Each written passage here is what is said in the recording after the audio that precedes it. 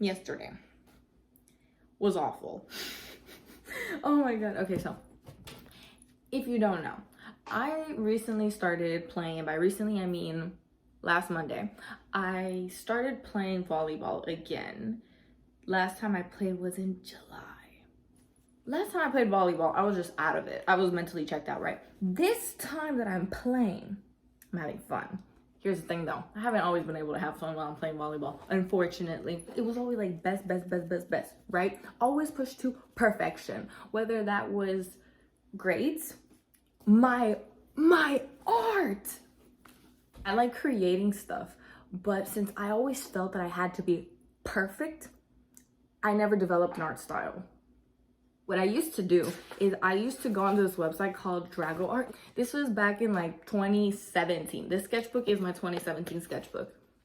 And so what I would do is I would go on to 𝓛𝓲𝓷 and I would just see like the step-by-step and draw them. And it was like either 𝓛𝓲𝓷 or I would just like see a picture online that I liked. So all of these are not original. All of these drawings could be reverse image search. What the fuck? My point is, I never gave myself the ability to just sketch freely because I always had in my mind that I had to be perfect, even in my art. And I'm just kind of like, wow. Because now if I try drawing anything, I need a reference. I need to like look at something and then draw it. Obviously, I flipped it, but like, this is like not the last. This is like one of the only things that I drew, like just completely, like I just reached deep into the crevices of my fucking chicken breast looking brain and I got this, right? And I was so proud of it. I got it tattooed. Yeah, I don't really recall ever being able to actually just draw something. And if I actually tried drawing it, it would look like shit, probably because I just never practiced. I have no style. Oh my god, that is so sad to think about because I'm like, so many years of like painting, drawing, whatever, and none of it ever felt original because it had to be perfect in my eyes. Yeah, what the fuck? Okay, so basically, back to volleyball, how this relates to volleyball. I would always notice that I'd compare myself to people that would play club or just play like way better and everything, and I'm like, damn, I suck. And I wouldn't just let myself play. I wouldn't just let myself. It was crazy. It's like the self-criticism was so crazy because in my head it was like, you have to be perfect. Like that's always, it's like you have to be perfect. You fucked up, you fucking suck. And that was just like the voice that was in my head every time I fucked up. It was always like, let's say I shanked it, I would try, like my rational brain would try being like, okay, cool. So basically, if you're gonna shank it next time, shank it into the court. So maybe like open up this way. Like half of my brain would try correcting it and the other half was like, nah, you just suck. It's felt so weird recently because now that I've started and I'm at a level that I'm not super content with because I haven't really played consistently for about 5 years since before the pandemic started, right? Literally, okay, so this is what happened. I had my junior year season, it ended, and I was so burnt out and tired, and I just wanted to like never know about volleyball ever again. I started watching 𝓛𝓲𝓷𝓴𝓼, completely unrelated. I was like, okay, fine. I play volleyball, let me just watch this volleyball anime. Everybody's been hyping it, so I'm bored, let me try it. As Yong said, you do not simply watch 𝓛𝓲𝓷𝓴𝓼 without wanting to play volleyball, right? So, since I was already a volleyball player, and I already knew what it felt like to just have that love and that passion for the sport and then have it completely deflated, and then seeing the passion in Hinata. Also, I was a 5'3" middle blocker with red hair. Yeah, it kind of felt very autobiographical. So I was like, you know what? I'm excited. I'm excited to play volleyball. When the boys season came around, I was already a regular there. It was already like I walked in the door and I was like, what up guys? Let's play, let's get it, let's do it. So I started practicing with them, and every time I practiced with them, like every season that I got to practice with them, it always just felt so relaxed because I didn't have the pressure of having to compete. I didn't feel any pressure. I was just playing. I don't understand why I don't allow myself to do that in my regular seasons, but I have to work on that. But it was just playing, relaxed, just having fun. And that was an amazing experience. And I really got to like be happy about playing again. And I didn't have that pressure to be perfect. I was just kind of like, I'm chilling, I don't care. It's boys' night, who gives a fuck if I miss it? Who gives a fuck si las ando embarrando en la de esta? What is it called? That. Who cares si la ando embarrando ahí? Don't matter. Me estoy divirtiendo, right? But then the pandemic hit and everything got canceled my season 2. So I was just kind of like, okay, I guess that's the end of my volleyball career. Until last year that I signed up for, it was basically like an open gym at my college, and I started playing again.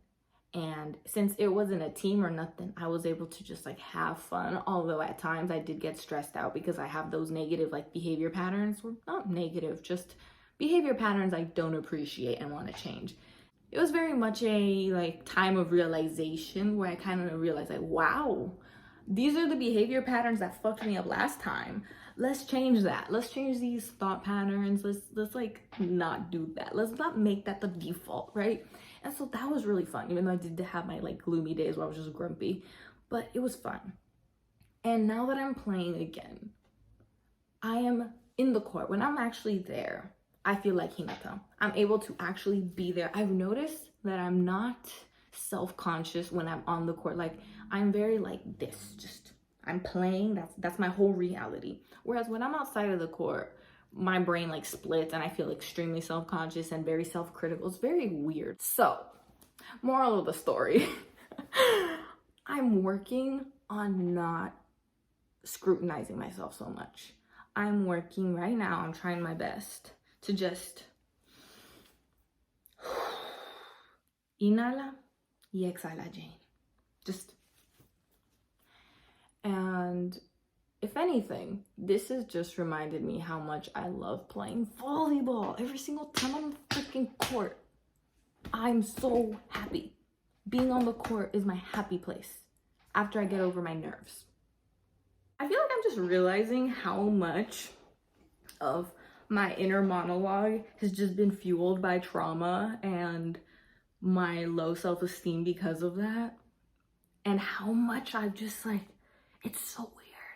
It's like my whole life up until like right now, I've been living with like these glasses where I'm just kind of like, wow, I'm terrible. Like what? I don't deserve to exist. But now I'm taking them off and I'm like, that's not true. That's not true. Wow. I cannot believe that these are the side effects of having those expectations, having that default, that pre-programmed into my brain that I had to be perfect. It started off with like grades. Like I had to have A's, bro. If I had a B, I was gonna get side-eyed. If I got an F, bro, I'd be ignored. So that's just kind of like what started that for me. And I didn't realize how pervasive it was until now. Because back then it was just kind of like, no, it's because this is how I have to improve. Like if I don't criticize myself, how am I gonna improve? But it was just, oh my God, me pasaba de lanza. I wasn't criticizing myself. I was being cruel. And I didn't realize that. So, moral of the story, I gotta be nicer to myself. And I have to just give myself the liberty to exist without any expectation. Because perfection isn't a thing. Just makes me think. Que antes era muy aventada and I would just go and do shit and I wasn't scared. I just get up in front of people and do stuff and I wasn't scared. I would just fucking go for it. And I'm like, why am I not like this anymore? So, as weird as it sounds, I'm excited to just try things and tell myself that it's okay to not know how to do it. Because before it didn't feel safe. If I didn't know what I was doing, I felt like I was in danger. But now I understand that that's not necessarily true. Like it's fine if I look stupid. That's also very subjective. I think it's fucked up if people say you look stupid if you don't know how to do something. Like no, you're just new at it. Don't matter. Yeah, so I'm just trying to say that I'm gonna be okay with not knowing stuff, which I'm excited about because that means that I get to try things. Last year I felt really dumb when I started the music program at my college. And it was like, girl, you are going to school to learn something and you're scared of looking like you don't know what you're doing. Of course you don't know what you're fucking doing. You're here to learn. Pero ni así. Gosh, I'm irritating. But yeah, so anyway, TLDR, it is okay to not know what you're doing. I'm gonna do my best to reassure myself and really like internalize the fact that I'm safe when I don't know what I'm doing, that it is okay, and that is how you learn. And it's taken me 20 years to realize that. So yeah, if it takes you less, good. Please don't be like me. Don't live the way that I was living. So yeah, thank you. You stuck around until the end. If y'all want to see my weird little intro video for my class, y'all can check that out. It's linked down below. It is a secret unlisted video for anybody that watched this video and got this far. So yeah, thank you so much for watching. See you if and when you choose to come back. Bye. I think we bring out an ugly side in each other. Ooh, and you just smacked him. Domestic violence. I started rewatching Jane the Virgin as a joke, just because I love the show, but I just wanted to take a picture so I could submit it as one of my class assignments, whatever. But ID the girl. I'm taking it a little too seriously now. Down to the station. Justice for Michael. That's mi compa.